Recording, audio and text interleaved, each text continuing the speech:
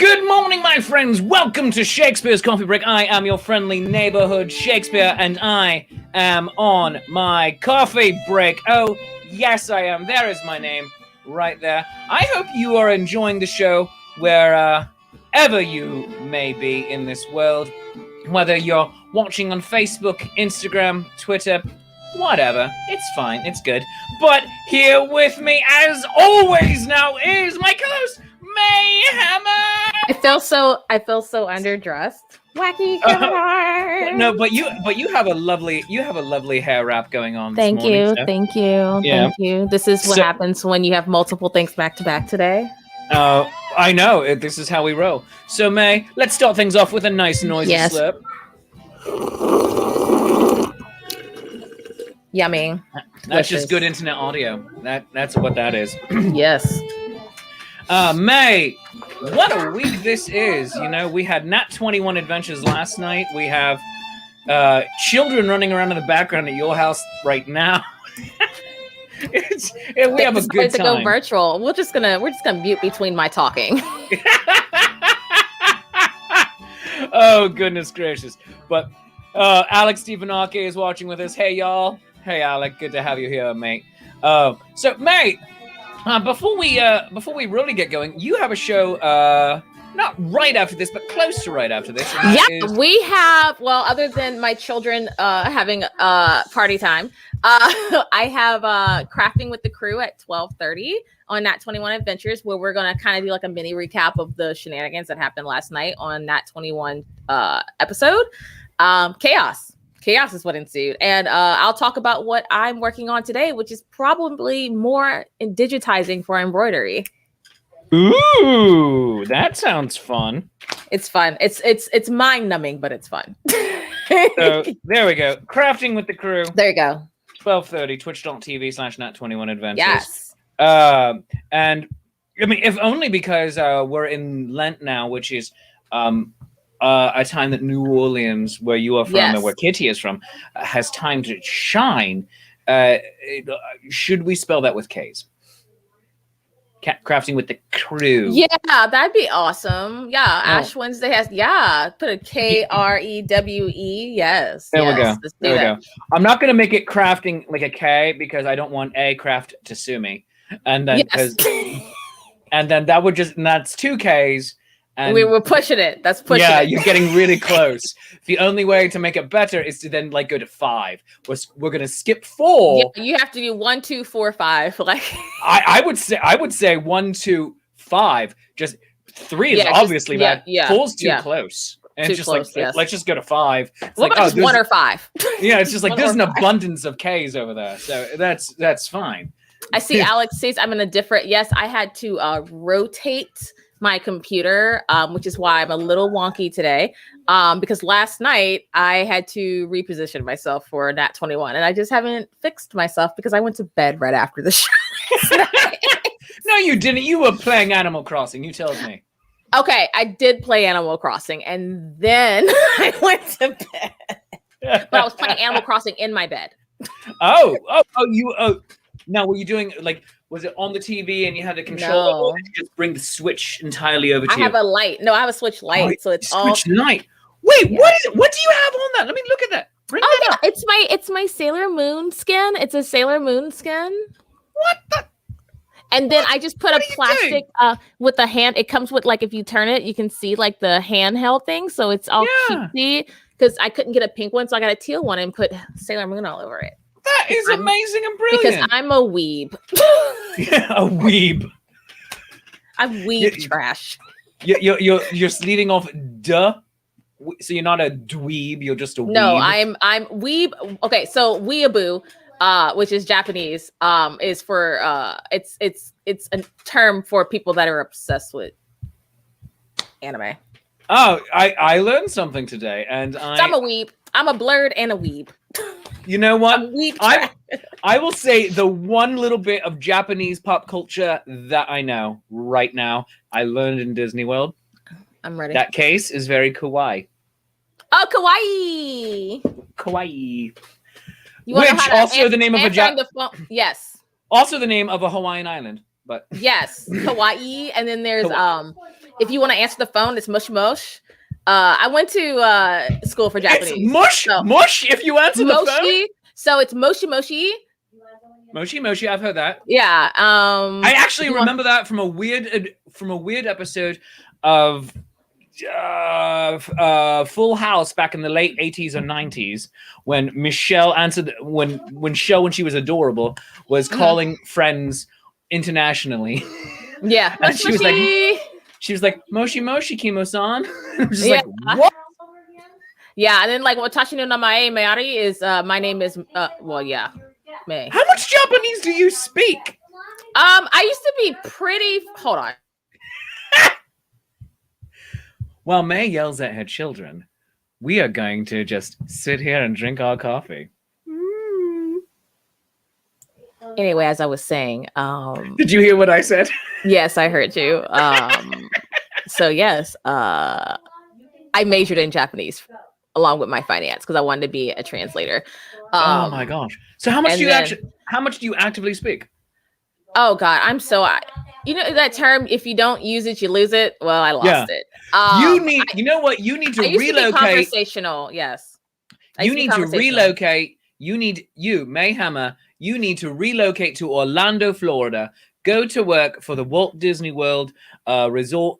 Because either just at a hotel because people will love you there, or just at Epcot, go work in Japan and just be like, all right, what's up? Here's how it's gonna be. So like you have the people actively speaking Japanese, and then you can just like be like pretend to be a wide-eyed tourist every day, be like, what? And then whoa, get back into science. I used to do that at the bank. We had in New Orleans, the bank, the branch that I worked at, we were where a lot of the tourists came in, and we had a lot of international tourists, and we had an issue where they didn't speak English hardly. And so I went, konnichiwa, watashi no, and they were like, and then I was like, and then I said, I can't remember what the phrase is, but I was like, essentially, my Japanese is poor, blah, blah. So then, of course, you think, in a bank full of bankers. No, I was the smart one and pulled up Google Translate and typed in what I wanted to say in English and then turned the thing. And they were like, what? Oh, yeah. I was like, we're in the 21st century, y'all. Like, come on. But no, my best friend lives in Japan. So we were supposed to go there, but COVID. But she lives in northern Japan, and I had like 2 bookings for shows. I had a booking in Tokyo. I had a booking in Kyoto before COVID. You're gonna get them back. You're gonna get those back. It's gonna be fine. I was gonna retire. I was gonna be like, after that, I was done. Like, bucket list achieved. So Sally Eldridge says, I thought she said she's excited that Japan has great plum wine. I mean, she actually said she hates autofill. Epcot, Japan has great plum wine. Don't shame me. I've never been to Disney or Epcot or I'm not shaming you. I'm saying you have to go. I know I need to go once all this is over. Take the kids. Right. So get lit. May, it's just you and me. All right, our guest can wait. It's fine. Our guest can wait. People are like, there's a guest. And it's like, no, this is an important conversation. The guest is going to be like, great, oh, magic and amazement. And we're like, no. This is about life choices right here. All right. So he's like, and I can see him in the green room like, screw you, Shakespeare. Screw you, Englishman. So, May. Yes. All right. When you all take a family trip to Disney, all right? Yeah. Don't go for 1 week. Go for 2, all right? Oh, wow. Whether or not you stay on resort or off resort, yeah. all right? Oh, it's going to be off because we broke. Do 2.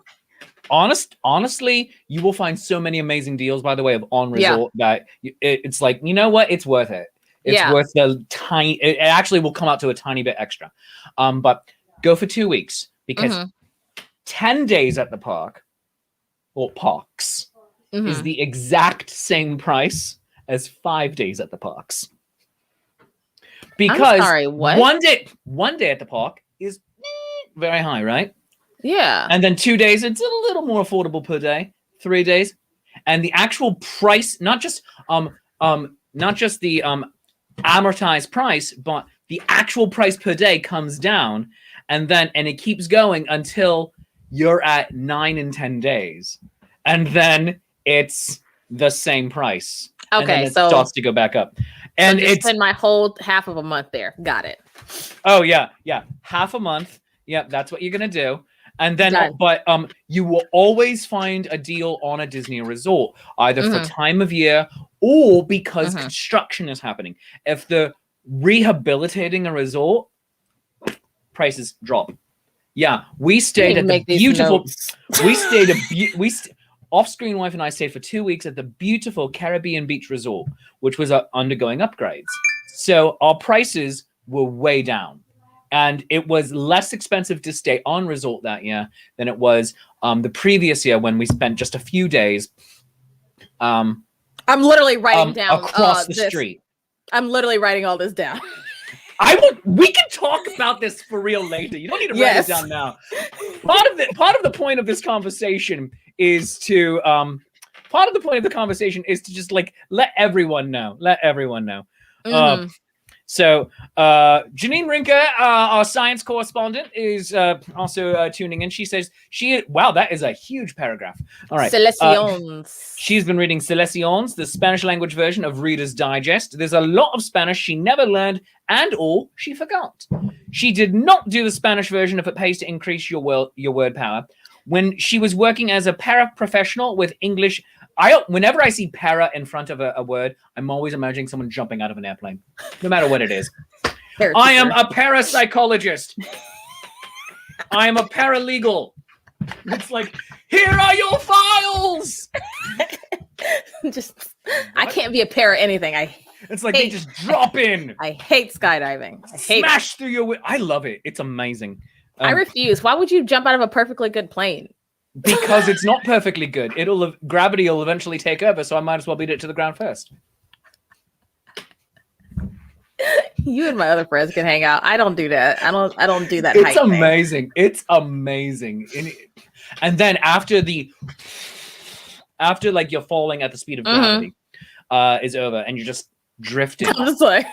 It becomes the most peaceful thing in the world. You're like, oh wow. And you just turn and just like look at everything and you're like, wow. It's beyond amazing. I passed out on roller coasters, so I can imagine what would happen.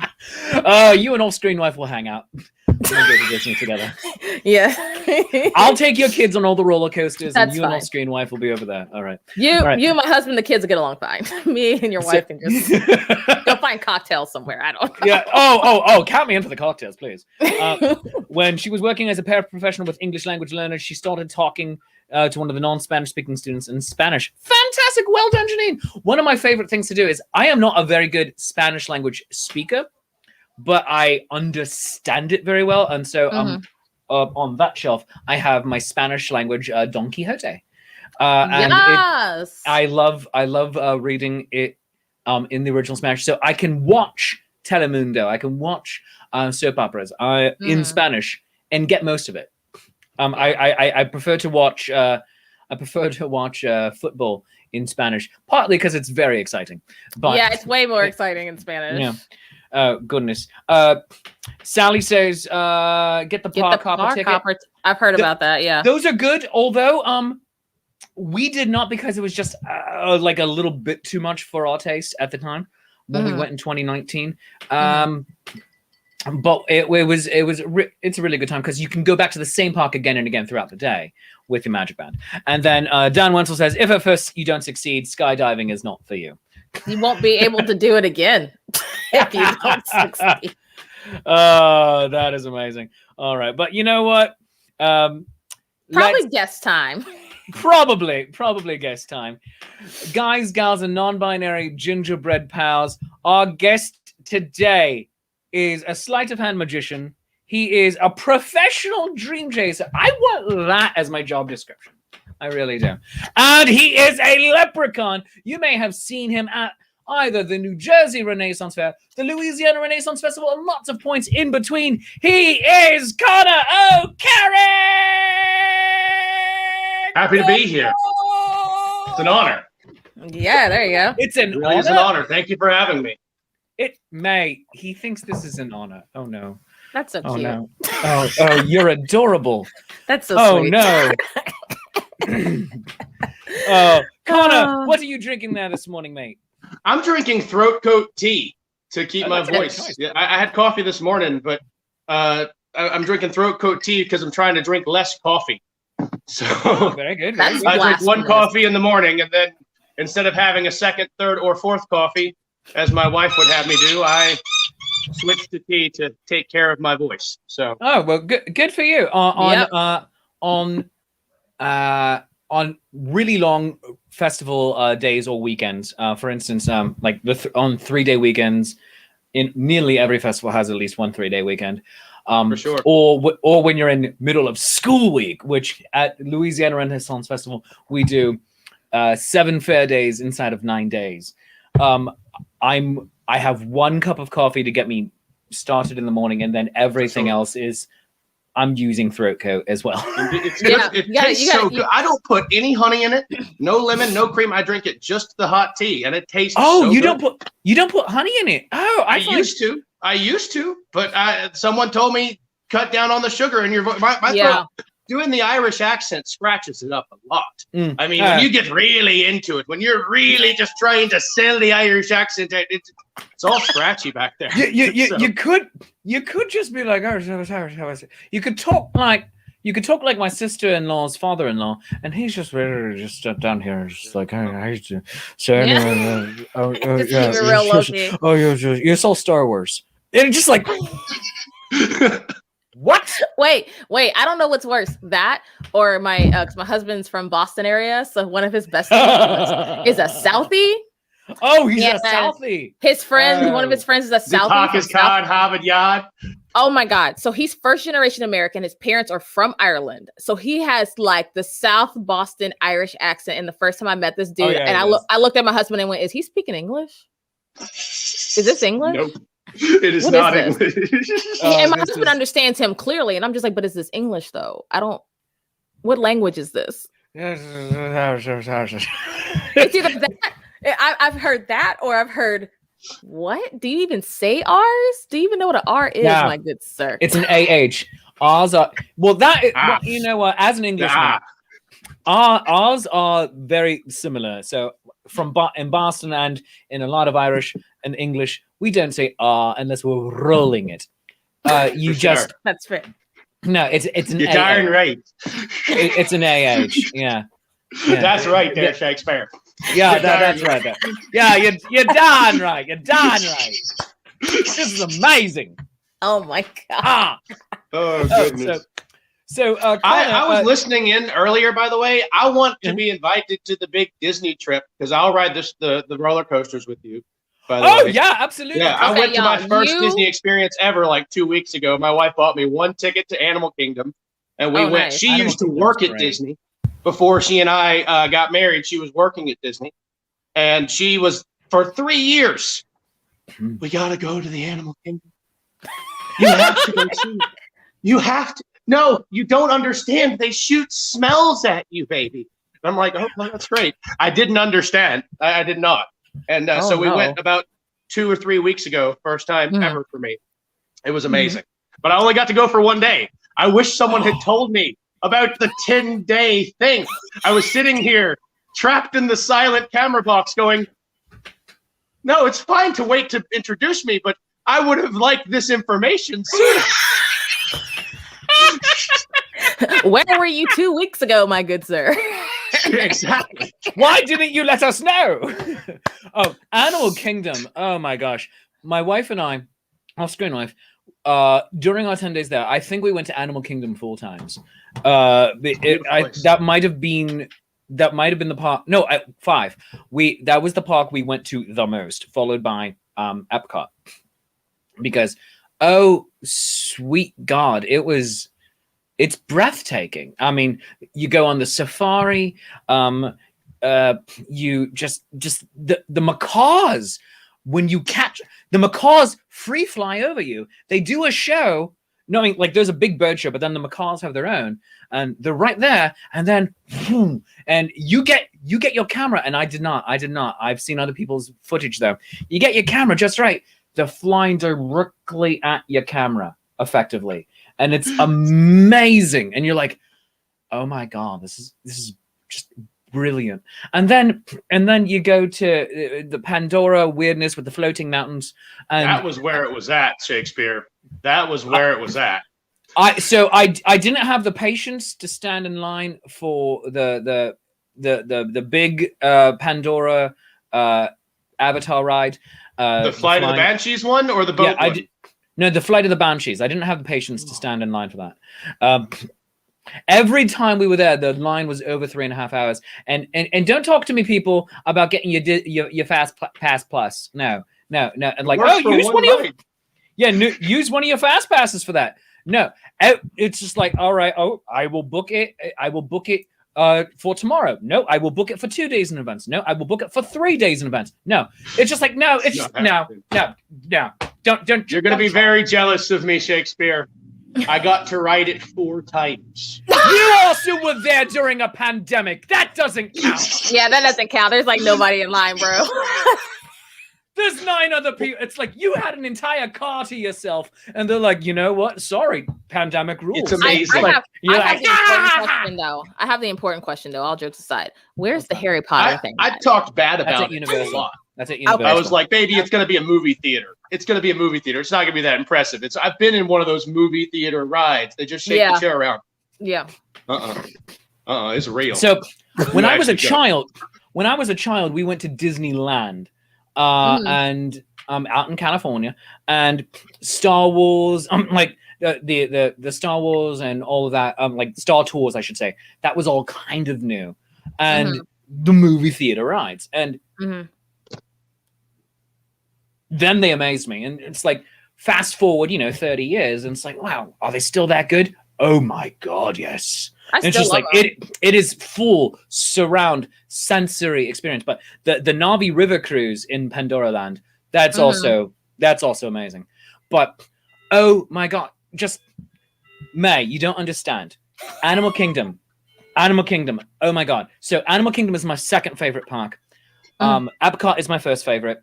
But you have the safari, you have the Indian Raj wildlife preserve with what?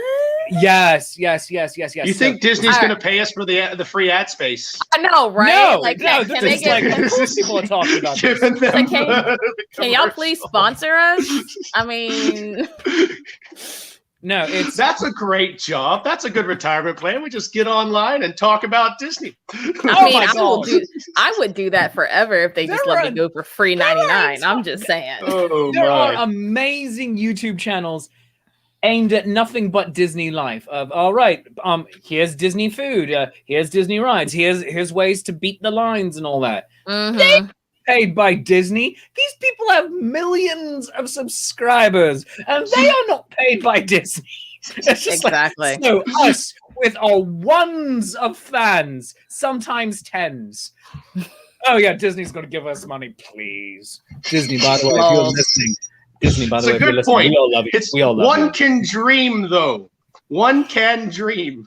Well, yeah, because a dream is a wish your heart makes when you're fast asleep. Oh my gosh. You ready for this one? This one's going to throw. I tried to get picked up by Disney when I first developed the Leprechaun character. They do not allow the public to pitch any ideas. The only way that you can pitch an idea to Disney is if you're already employed there and you've already signed all the paperwork that anything that you create has the Disney stamp on it. But if I come up there with no history with Disney and go, hey, I've got a character, y'all should make a show about me, I feel like kids would enjoy it. They're like, well, that's a great idea, but we didn't come up with it. So here's the fun thing. That's only true sometimes. What? Depends on who's in charge of the parks any given day.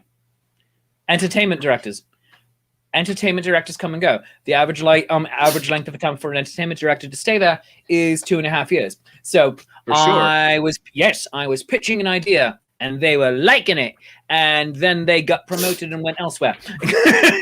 And then new entertainment director locks it down. Nope, sorry, no outside ideas. And then they left, and I stopped pitching the idea again, and then COVID. Well, that'll do it.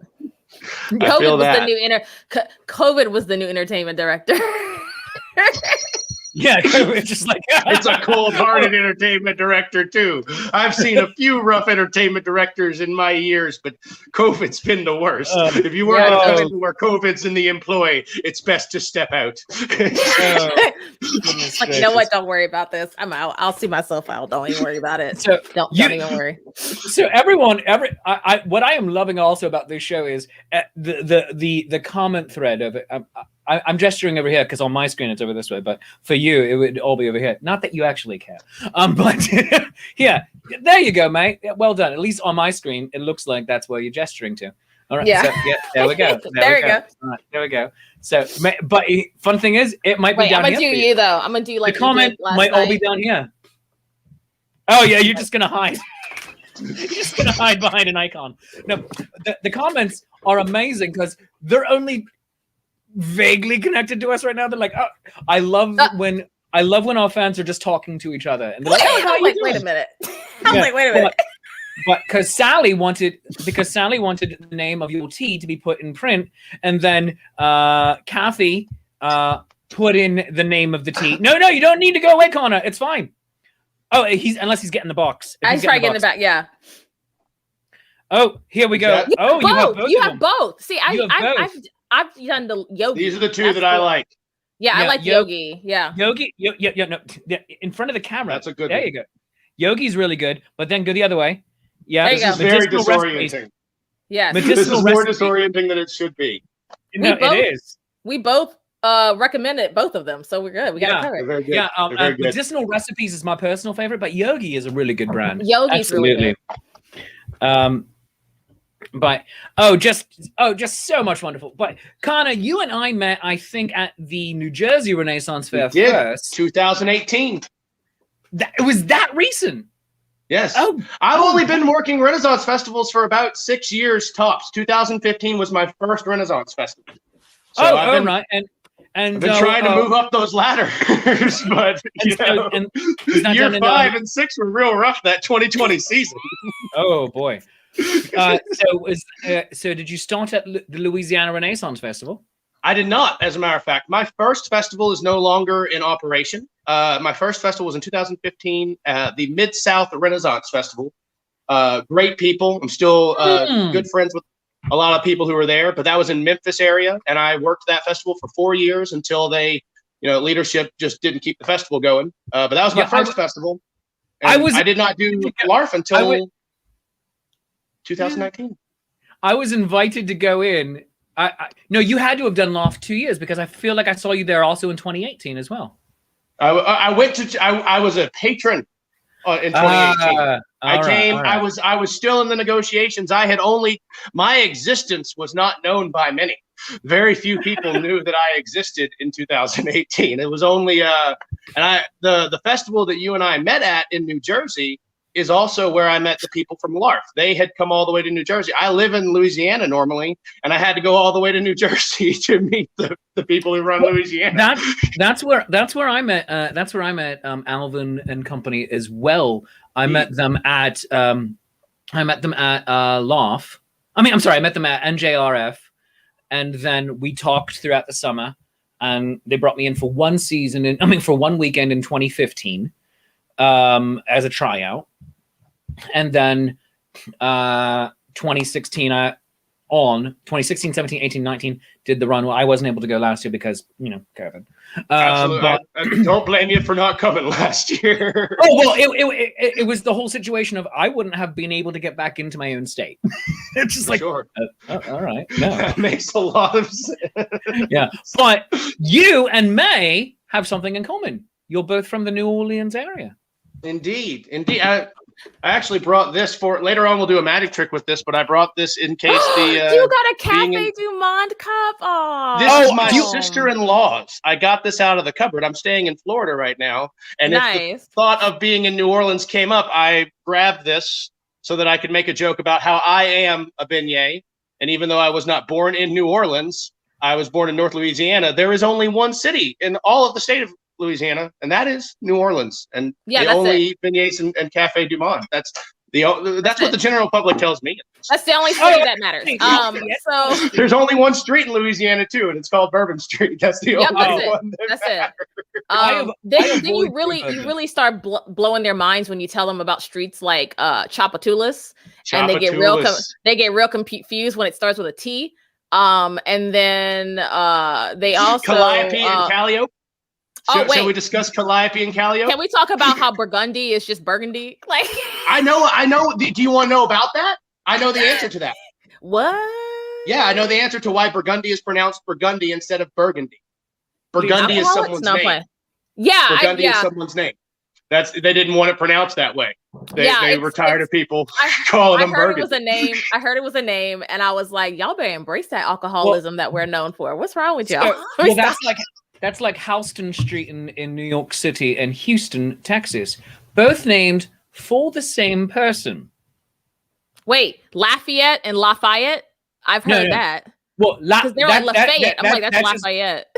That's just people being dumb. No, and having weird local accents. No, Houston Street in New York City and Houston, Texas, spelled the same, two entirely different pronunciations, and they're based off of the same person.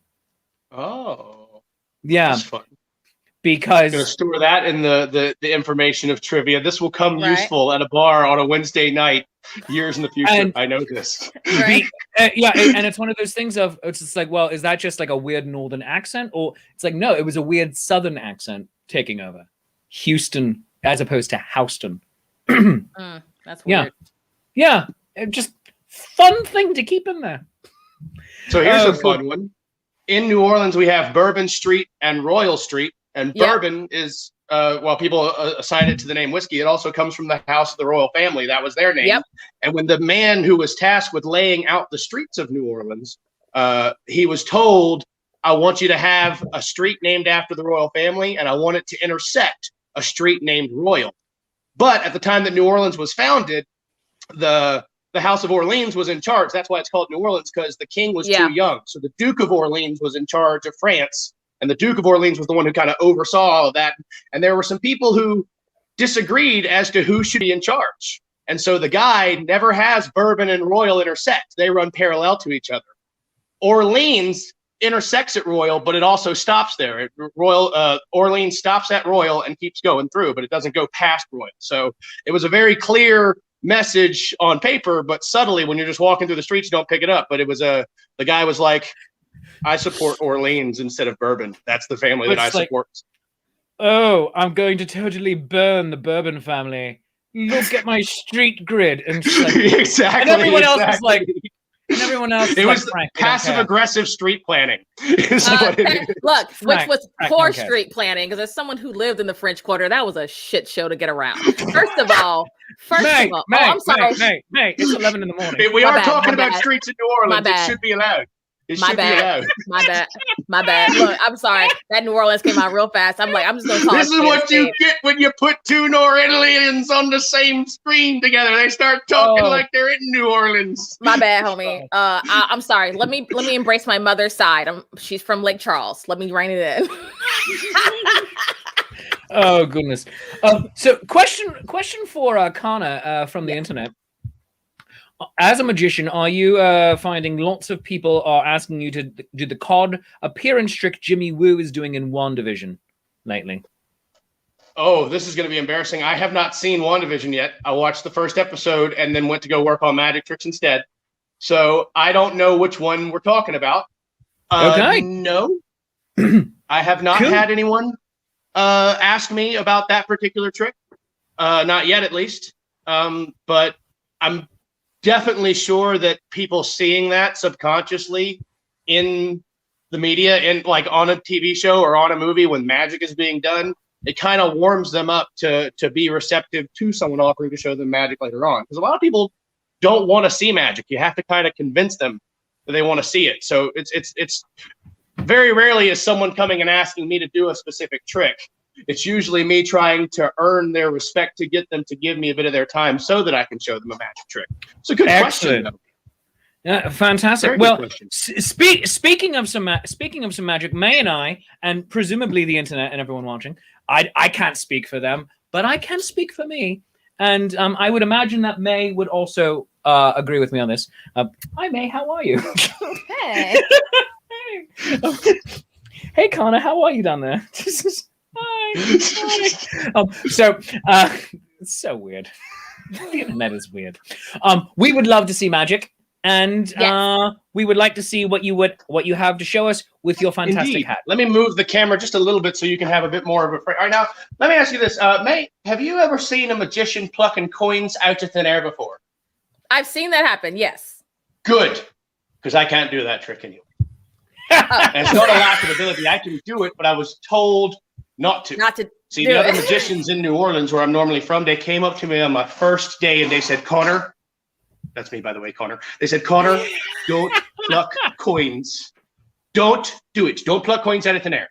If you do that, people will think that you can make money appear.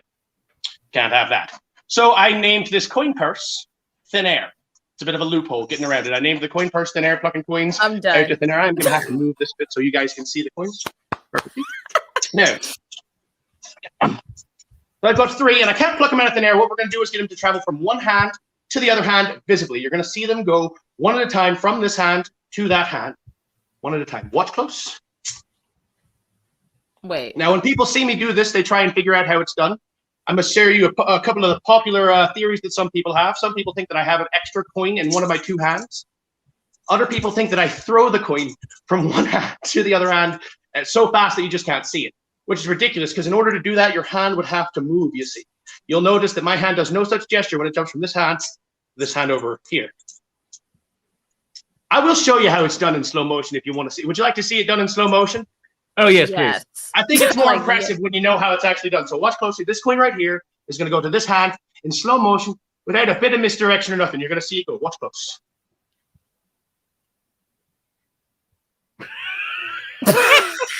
Wait. Did you see it? Yeah. Did you see it go from this hand to that hand right there? Yeah. You saw it go from here to there? Yes. That was in slow motion. At full speed, it's almost impossible to detect them. Watch close. Watch close. As you can see, my act is picking up. What?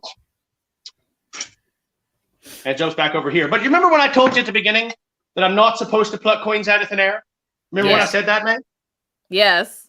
Now, I have a problem with that rule. You see, I'm a leprechaun. I dress like a leprechaun. I act like a leprechaun. I walk and talk like a leprechaun. So I should be allowed to do the trick that you would expect a leprechaun to do. I mean, let's be honest. If you see a leprechaun on the internet plucking coins out of thin air, that's what you would expect to see. I mean, I can't actually do it. Wait. It's an illusion. Wait.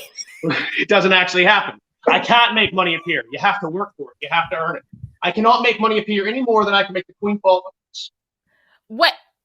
Some people think that the ring might be magnetic. See if I can get that. That's the ring falling off the coin. So it's obviously not a magnetic ring. You want to know what it is? It's 10 years of my practice for 2 seconds of your entertainment is what it is. Watch close. Oh my God. Now that's probably a little harder to see when it's small. So when it's bigger, it's probably a lot easier to see it. Oh my gosh.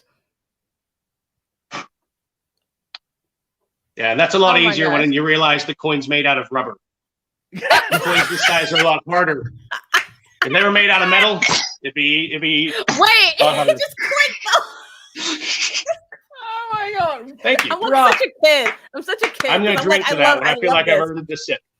I love that. I'm such a.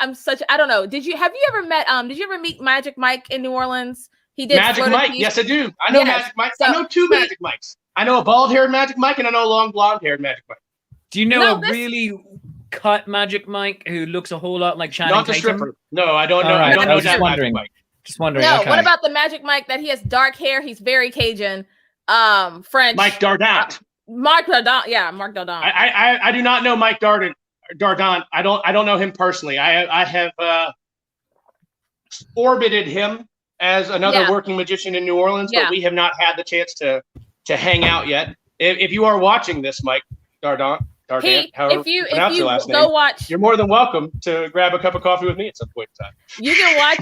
If you get on Nat 21 Adventures, he likes to raid shows because he has his own Twitch channel now, Freak VR. Okay. And so he'll pop in every now and then because like it was funny. He was like, "Is that May?" And I was like, "Who the frick is this person that knows me?" And so like it. They were like, Kitty was like, "That's Mike." I was like, "Mike." She's like, Magic Mike. I was like, "Oh, snap." I haven't seen him since I moved. I forgot there was a third Magic Mike that I don't know yet.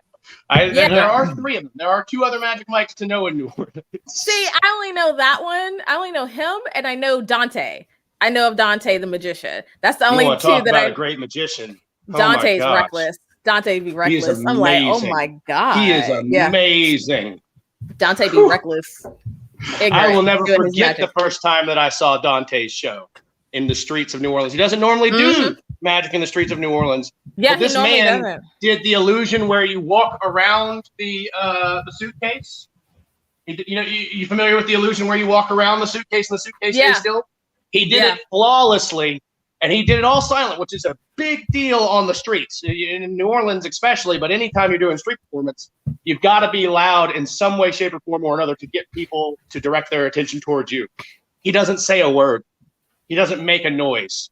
This man, once people watch him circling the suitcase for a little while, reaches in and grabs a handful of confetti and throws it in the air and shrugs and goes on doing his act. I mean, he's an artist. It's Dante. But that's also a brilliant way of effectively being larger than life, in a very quiet and small way, and it's beautiful. But also, I decided because I have not 1 but 2 New Orleanians with me to off-screen.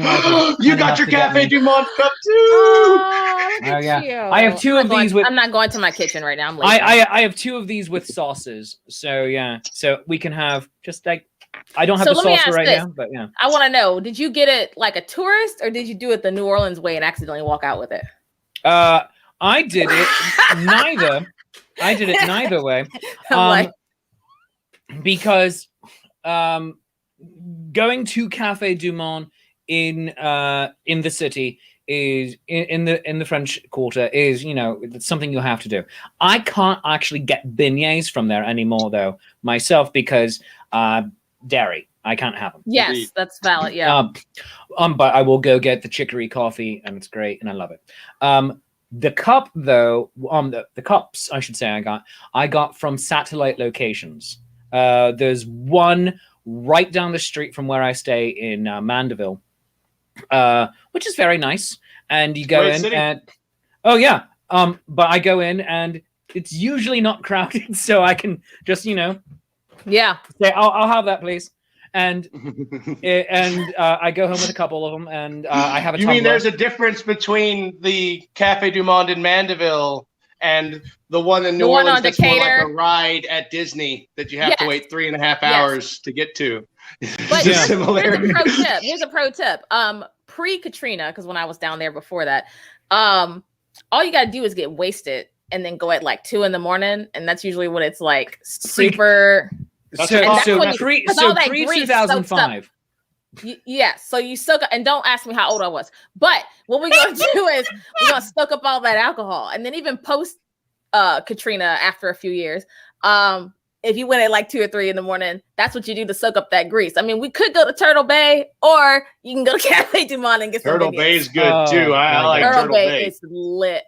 The pizza and the $10 steaks. Dude, their gumbo, their andouille sausage gumbo was lit though back in the day. Oh, man, this is going to turn into a cooking show if we don't watch out. Oh my god! Going to turn into. For about a year, I was doing cooking with Shakespeare. It was a real good time. And jambalaya was one of the dishes I made. I make a very good jambalaya.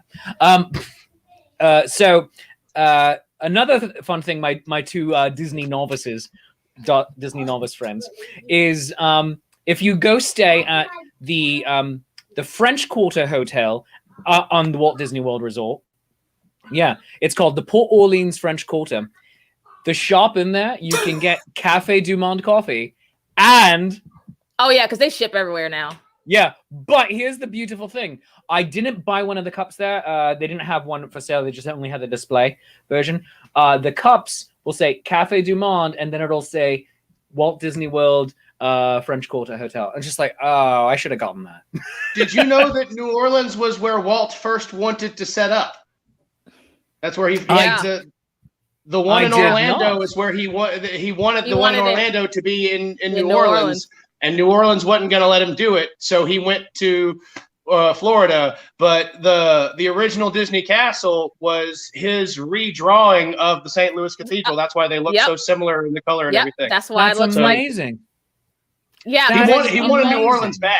Can you imagine what kind of New Orleans we would have had? I mean, look, it's already reckless. We didn't need all that, but there's the New Orleans section of Magic Kingdom. I mean, indeed. In both Disney World and Disneyland.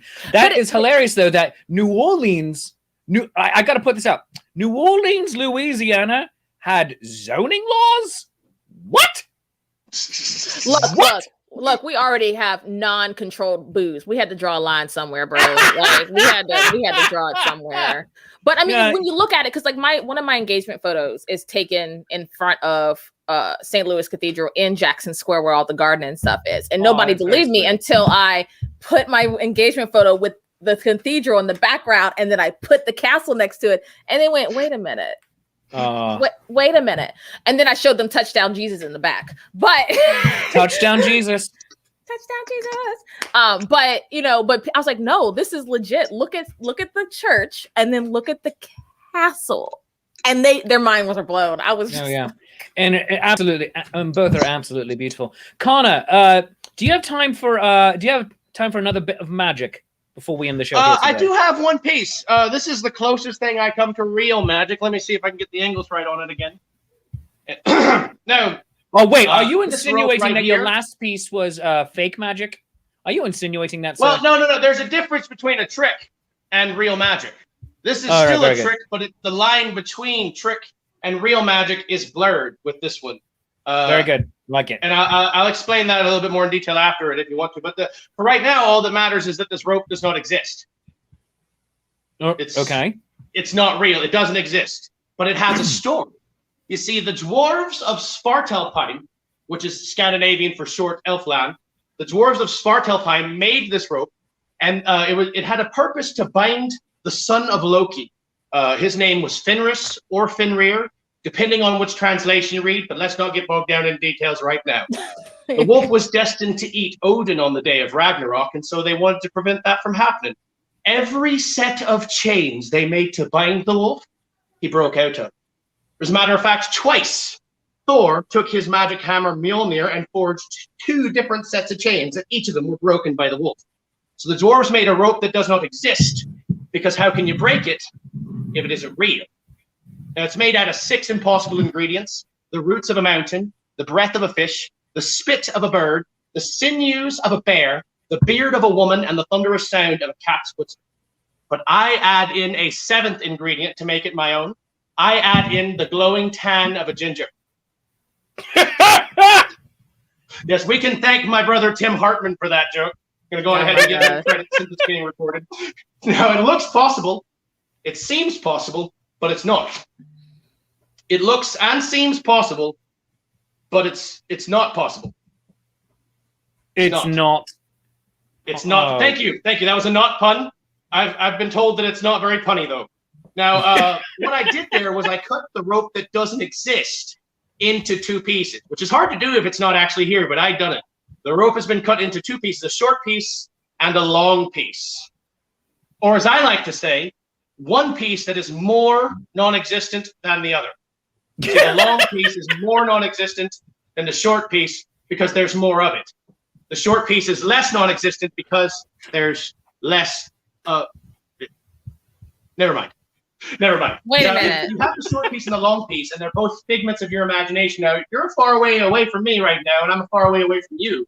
But if this is a figment of your imagination, you can stretch out your mind.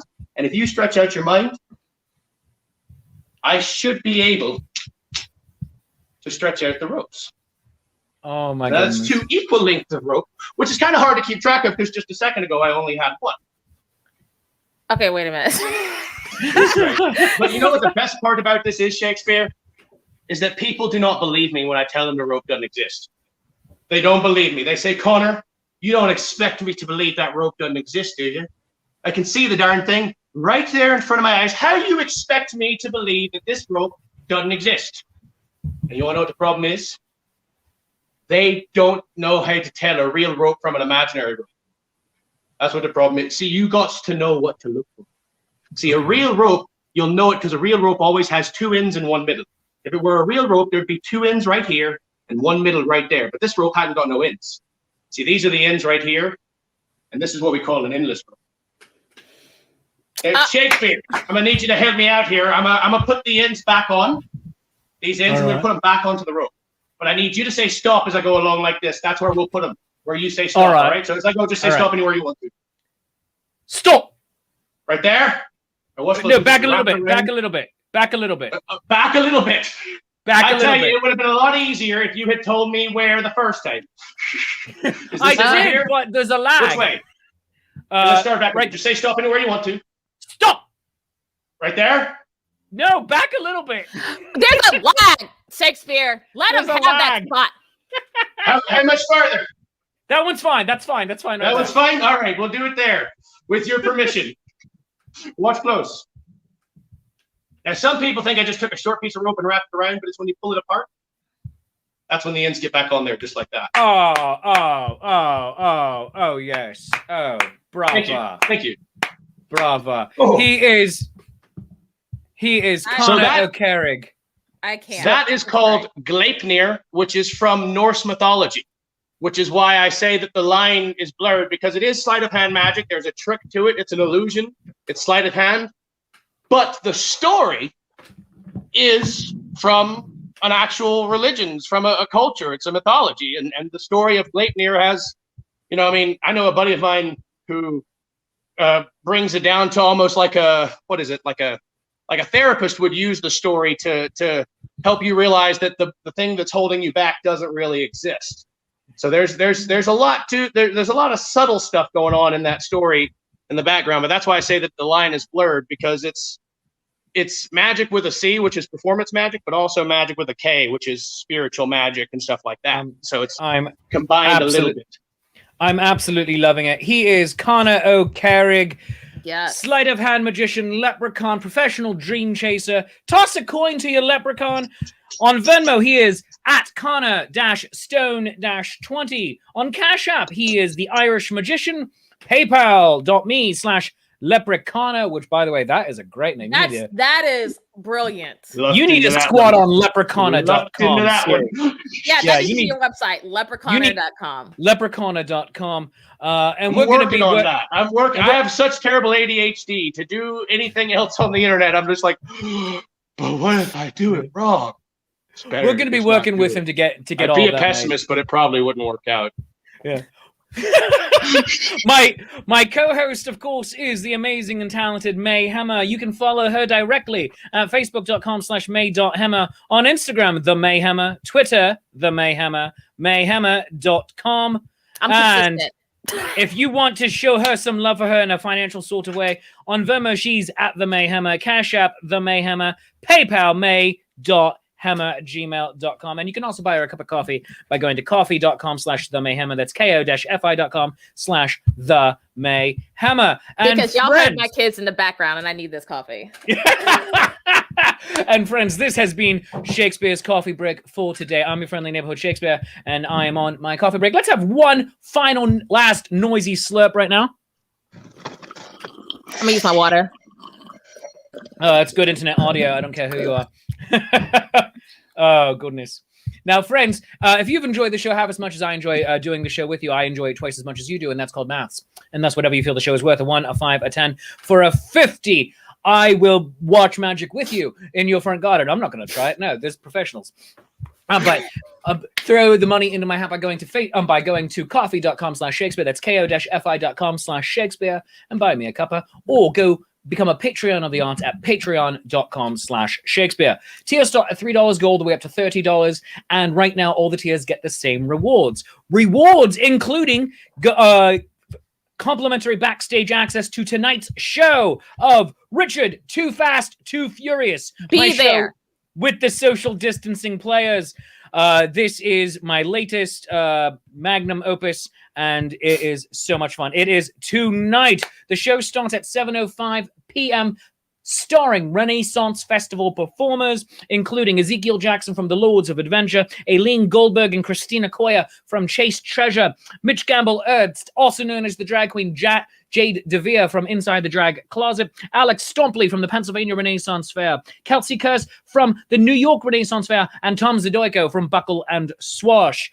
Show starts at 7:05 tonight on my Facebook and YouTube pages, and you can go to Instagram. You can go to Indiegogo to contribute to the campaign to support the actors. The minimum goal is $100 per performer. So go to igg.me/@/Richard Too Fast Too Furious to support that show. And then my patrons also get access to the Friday night concert series, which is pretty fantastic. The next one is going to be next Friday night with Andrew McKee, the Irish Bard. Then 2 weeks after that for St. Patrick's Day with Matthew Young, the Pride of Ireland. And then 3 weeks after that with Christina Koya. Just absolutely wonderful performers. Also, coming up this week on Thursday, we have a Murder at Cloudhaven Chateau. You can get your tickets at njrenfair.com. It's a virtual murder mystery. It's going to be so much fun. It's a different ending than the last time we did it. So go to njrenfair.com to get your tickets. Tomorrow morning in this time slot, instead of Shakespeare's Coffee Break, of course, we're doing Writing Sonnets with Shakespeare. Writing Sonnets with Shakespeare is the Writer's Room show that I do with you, my audience. We together create a sonnet together. You can watch it at facebook.com/ShakespeareProves, youtube.com/ShakespeareProves, and on Twitch at twitch.tv/nat21adventures. On Friday, we have Shakespeare Reviews, the movie review show I do with Andrew McKee, the Irish Bard from Life's Affair. This week, we are talking about the 1953 motion picture Julius Caesar. You can join Andrew and I for the watch party on Facebook, facebook.com/ShakespeareProves at 10:35 a.m. Join us as we, in the chat, as we talk about Julius Caesar. So much great stuff going on. And then also, I will be joining Contessa Catalina's Wine Mixer this Sunday at 2 p.m. Eastern Time, along with my friends Lady Arabella and Jade DeVere. It's going to be a mess of stupid in such a great time. But friends, on behalf of my amazing and talented, delightful co-host Mayhemmer, who was able to be here for all 3 days this week, and our guest Connor O'Carrig, professional dream chaser, leprechaun, magician. I am your friendly neighborhood Shakespeare. I love you. You love me. There is mutual glorious affection. Until next time, friends, we will see you soon. Join me tonight, 7:05 p.m. for Richard Too Fast, Too Furious. And we'll talk to you later. Keep it classy, San Diego. And good night, Seattle. We love you. Bye-bye.